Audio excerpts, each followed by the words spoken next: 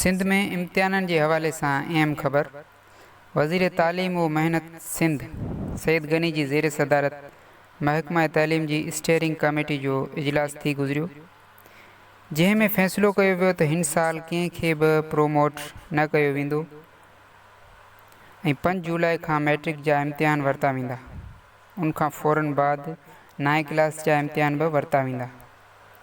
पोइ इंटर जा इम्तिहान वरिता वेंदा ऐं इंटर खां पोइ फर्स्ट ईयर जा इम्तिहान अगस्त में वरिता वेंदा। हिकु ॿी अहम ख़बर त प्रैक्टिकल जा इम्तिहान बि वरिता वेंदा।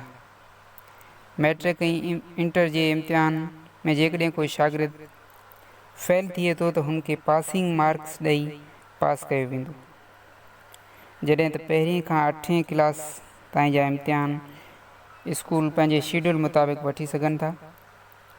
इजलास में इहो बि फ़ैसिलो कयो वियो त हिन साल गर्मियुनि जूं मोकलियूं न कयूं वेंदियूं।